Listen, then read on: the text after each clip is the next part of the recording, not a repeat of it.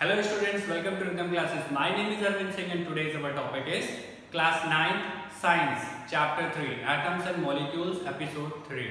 Student, अभी तक last class में हमने देखा कि नेचर में हमारे पास बहुत सारे एलिमेंट्स थे और उन एलिमेंट्स के सिंबल हमने डाले, यानी कि हमने ये सीखा कि एलिमेंट्स को उसके सिंबल कैसे मिले, उसके नाम से सिंबल को कैसे डिराइव करते हैं।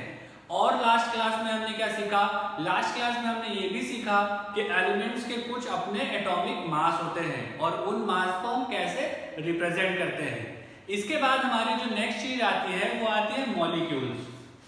अब हमारी नेक्स्ट हेडिंग में आएगा व्हाट इज अ मॉलिक्यूल, यानी मॉलिक्यूल क्या होता है इसके बारे में अब हम जानेंगे। ठीक है, तो जैसा कि मैंने लास्ट क्लास में आपको बताया ही था कि एटम जो है अपने आप में एग्जिस्ट नहीं कर पाते हैं, मतलब जर्नल टर्म्स में हम ये कहें कि एटम जो है सिर्फ एटम के फॉर्म में एग्जिस्ट नहीं कर पाते हैं, इसलिए वो या तो मॉलिक्यूल बनाते हैं या तो आयंस बना लेते हैं।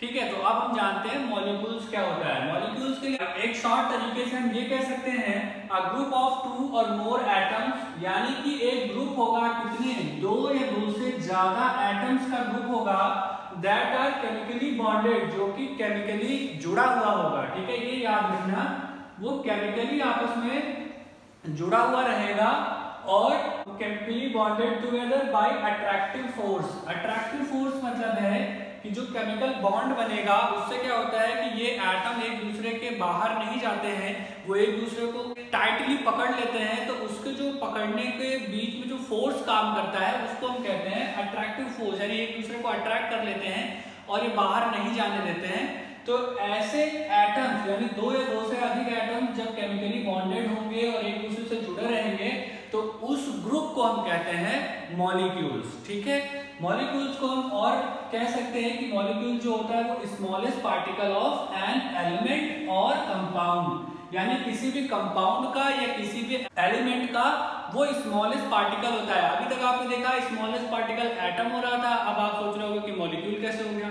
तो ये याद रखना कि एटम जो है ना वो स्मॉलेस्ट पार्टिकल है, लेकिन बहुत सारे केसेस में ऐसा होता है कि एटम फ्रीली एग्जिस्ट नहीं कर पाता, लेकिन मॉलिक्यूल एक ऐसा पार्टिकल है जो अपने आप में एग्जिस्ट करता है, यानी कि ये इसके अंदर उस एलिमेंट की या उस कंपाउंड की सारी क्वालिटीज होती हैं और ये इंडिपेंडेंटली एग्जिस्ट कर सकता है, इसलिए इसको हम ये कह सकते हैं कि ये स्मॉलेस्ट पार्टिकल है। ठीक है, जो कि इंडिपेंडेंटली एग्जिस्ट करता है। ठीक है, एटम भी स्मॉलेस्ट पार्टिकल है, इससे भी छोटा होता है, लेकिन वो इंडिपेंडेंटली एग्जिस्ट नहीं करता है। तो ठीक है, यहाँ पे एक चीज याद रखना, स्मॉलेस्ट पार्टिकल जो कि इंडिपेंडेंटली एग्जिस्ट करता है उसको हम कहते हैं मॉलिक्यूल। ओके, अब देखो मॉलिक्यूल बनता कैसे है, तो मॉलिक्यूल को आप ऐसे कह सकते हो एटम्स जो होते हैं वो सेम एलिमेंट के भी हो सकते हैं और डिफरेंट एलिमेंट के भी हो सकते हैं, यानी सेम एलिमेंट के एटम्स भी मिलके मॉलिक्यूल बना सकते हैं और डिफरेंट एलिमेंट्स के भी एटम मिलके मॉलिक्यूल बना सकते हैं। जब डिफरेंट एलिमेंट्स के एटम मिलेंगे तो उसको फिर हम कंपाउंड बोल देते हैं। ठीक है, तो अगर सेम एलिमेंट्स के जो है एटम मिलके बनाते हैं कोई मॉलिक्यूल तो फिर वो एलिमेंट का मॉलिक्यूल हो जाएगा, और अगर डिफरेंट एलिमेंट्स के जो है एटम मिलके बना रहे हैं तो उसको हम बोलेंगे कंपाउंड का मॉलिक्यूल हो जाएगा। ओके, तो स्टूडेंट अब हम ये जानने की कोशिश करेंगे कि मॉलिक्यूल्स सेम एलिमेंट्स के कैसे होते हैं और मॉलिक्यूल्स कंपाउंड के कैसे होते हैं। ठीक है, तो अगर हम सेम एलिमेंट्स की बात करें तो आप ये समझ लो कि सेम एलिमेंट्स के मॉलिक्यूल में होगा क्या कि एक ही एलिमेंट के एक से ज्यादा एटम आपस में जुड़ के या कभी कभी एक या एक से ज्यादा एटम जुड़ के एक मॉलिक्यूल बनाते हैं, तो उसको हम बोलते हैं मॉलिक्यूल ऑफ सेम एलिमेंट। ठीक है, अब जैसे आर्गन है, यहाँ पे आर्गन है, हीलियम है, ये ऐसी चीजें हैं, ये ऐसे एलिमेंट्स हैं जिनके एक ही एटम से मॉलिक्यूल बन जाता है, यानी इनके एक ही एटम से मॉलिक्यूल बनता है। ठीक है, लेकिन इसके बाद अगर हम आगे बढ़े तो हम देखें जैसे हमारे पास ऑक्सीजन है, तो ऑक्सीजन को जैसा कि हमें पता है कि ऑक्सीजन के एक ही एटम से मॉलिक्यूल नहीं बनता, यानी ऑक्सीजन सिंपल एटम से मॉलिक्यूल नहीं बनाती है, तो इसके लिए हमें क्या लेना पड़ता है, इसके लिए हमें इसके 2 एटम लेने पड़ते हैं, तो ये बनता है तब 2 एटम लेने से बनता है मॉलिक्यूल। तो यानी ये हो जाएगा ऑक्सीजन का एक मॉलिक्यूल होगा, 2 एटम से बनेगा। ठीक है, अब यहाँ पे देखो एक चीज और याद रखना कि थोड़ी सी कुछ कीवर्ड्स भी आते हैं बीच में, जैसे जब कभी दो एटम के साथ कोई मॉलिक्यूल बना होगा, किसी भी एलिमेंट के दो एटम के साथ मॉलिक्यूल बना होगा, तो ऐसे मॉलिक्यूल को हम बोलते हैं डाई एटॉमिक मॉलिक्यूल। ठीक है, एक कीवर्ड है डाई एटॉमिक मॉलिक्यूल। क्या होता है? जब किसी भी एलिमेंट में कि उसके दो एटम के साथ मिलके मॉलिक्यूल बना होगा तो उसको बोलेंगे डाई एटॉमिक मॉलिक्यूल। ठीक है, इसके बाद होता क्या है, अगर हम ऑक्सीजन के तीन आपस में जोड़ दें, केमिकली आपस में जोड़ दें, तब क्या होगा? तो आप देखोगे यहाँ पे एक नई चीज बन जाएगी। ये क्या बन जाएगी? ये बन जाएगी ओजोन।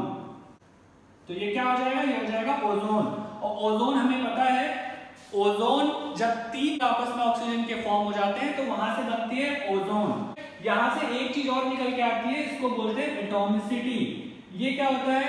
एटॉमिसिटी क्या होता है? तो देखो, जब भी कभी कुछ एटम्स मिलके कोई मॉलिक्यूल बनाते हैं तो उसको जितने एटम उसमें यूज होते हैं उसको कहते हैं एटॉमिसिटी। ठीक है, जैसे यहाँ पे हमने देखा ऑक्सीजन के 2 एटम मिलके ऑक्सीजन बना रहे थे, तो यहाँ पे इसकी एटॉमिसिटी क्या हो जाएगी? 2 हो जाएगी। ठीक है, और ओजोन के केस में ऑक्सीजन के 3 एटम्स मिलके मॉलिक्यूल बना रहे थे तो इसकी एटॉमिसिटी क्या हो जाएगी?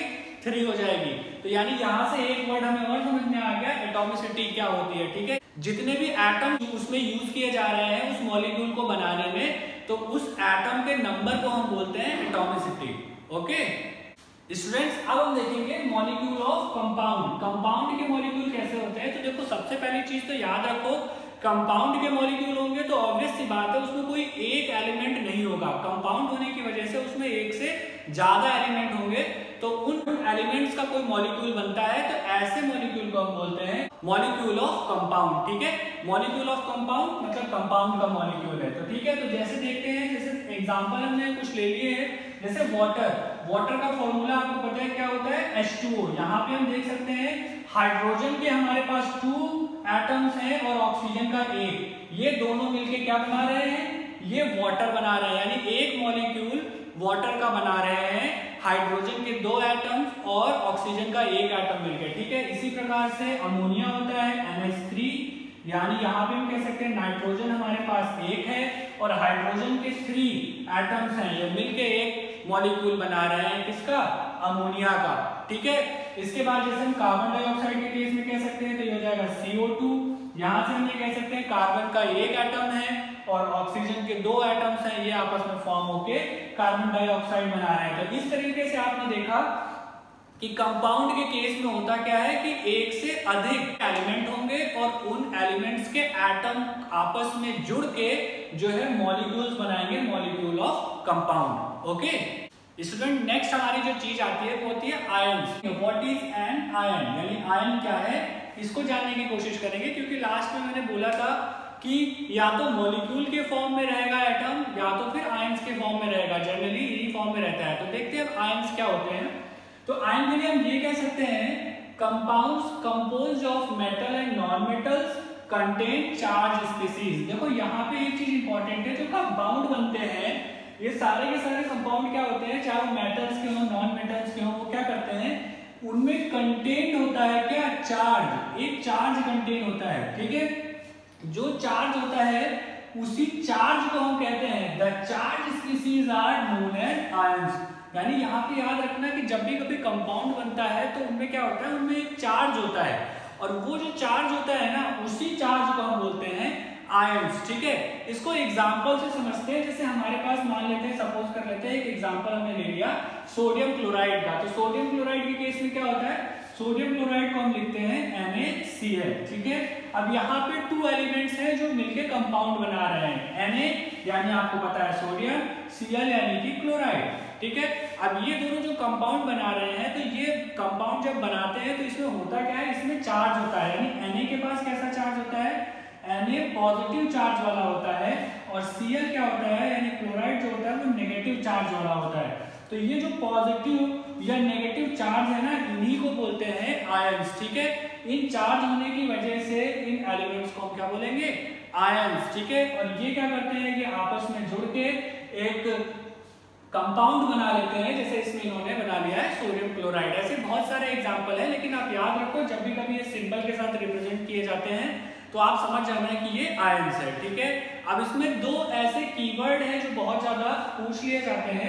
जैसे कि पहला हमारे पास क्या है, अनियन क्या है और दूसरा है कॉशन क्या है, ठीक है। तो एक है एनायन, एनायन क्या है और कॉशन क्या है। तो एनायन में आप ये कह सकते हो कि ऐसे मॉलिक्यूल्स जिनके ऊपर नेगेटिव चार्ज होता है, ठीक है, ऐसे मॉलिक्यूल जिनके ऊपर नेगेटिव चार्ज होता है वो कहलाएंगे अनायंस, ठीक है, और ऐसे मॉलिक्यूल जिनके ऊपर पॉजिटिव चार्ज होता है वो कहलाएंगे कॉशन, ठीक है।